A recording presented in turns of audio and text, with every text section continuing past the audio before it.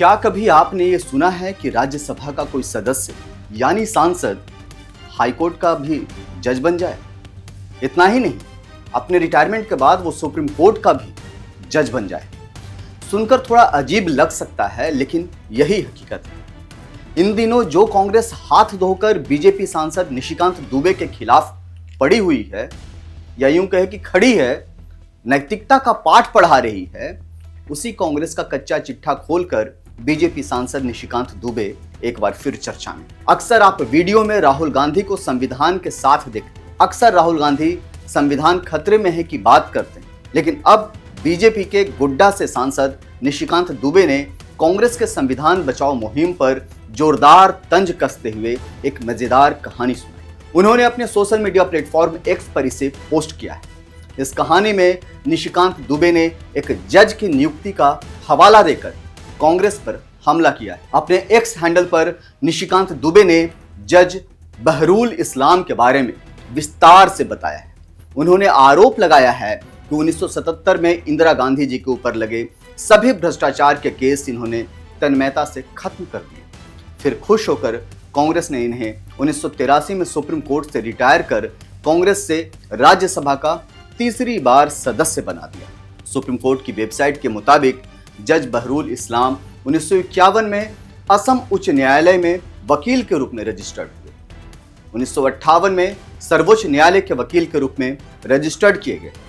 वे 1962 में राज्यसभा के लिए चुन लिए गए और 1968 में दूसरे कार्यकाल के लिए भी राज्यसभा का चुने गए। सुप्रीम कोर्ट की वेबसाइट के मुताबिक उन्होंने असम हाई कोर्ट के साथ साथ सुप्रीम कोर्ट में भी प्रैक्टिस की।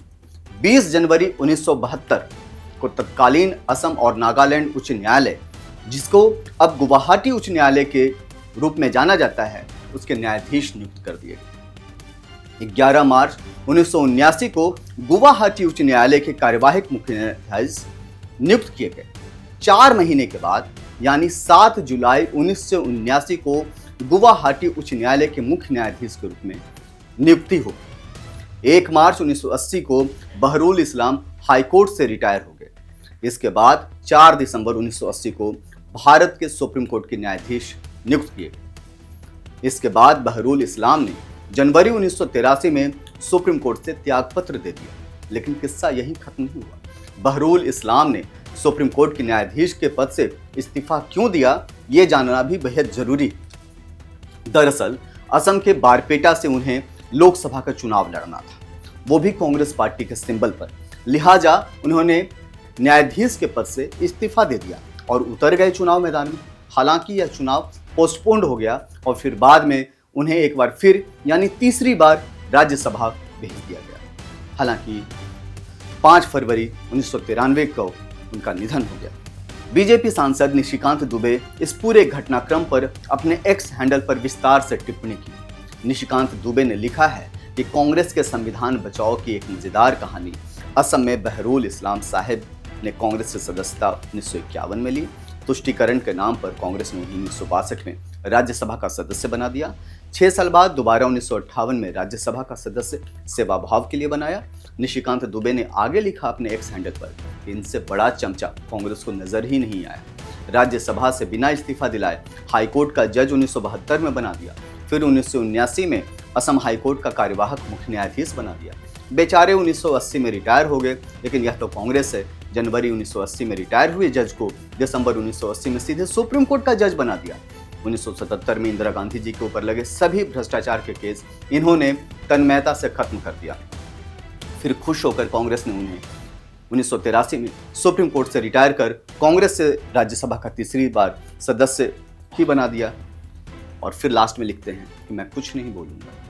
बता दें कि झारखंड के गोड्डा से बीजेपी सांसद निशिकांत दुबे इन दिनों न्यायपालिका के खिलाफ खुलकर बोल रहे हैं। सुप्रीम कोर्ट के मुख्य न्यायाधीश जस्टिस संजीव खन्ना पर की गई उनकी टिप्पणी काफी विवादों में रही है। इसके बाद उन्होंने पूर्व चुनाव आयुक्त एसवाई कुरैशी पर भी जोरदार टिप्पणी की। दरअसल वक्फ कानून को लेकर के सुप्रीम कोर्ट में सुनवाई हो रही है। इसी सुनवाई के मद्देनजर अगली सुनवाई 7 मई को है, लेकिन इसके पहले जुबानी जंग तेज है और इसी जुबानी जंग के बीच में निशिकांत दुबे की एक टिप्पणी से विपक्ष बहुत नाराज है। उसने माहौल बना रखा है उनके खिलाफ और अब उसी कांग्रेस की पोल खोल रहे हैं निशिकांत दुबे इस तरह के एक्स हैंडल पर पोस्ट की जाइए। तो कैसा लगा आपको ये वीडियो, आप हमें ज़रूर बताइएगा। अगर आपको वीडियो पसंद आया हो तो लाइक, शेयर और सब्सक्राइब भी जरूर कीजिएगा चैनल को। तब तक के लिए देखते रहिए ONOG न्यूज़। जय हिंद, जय भारत, नमस्कार।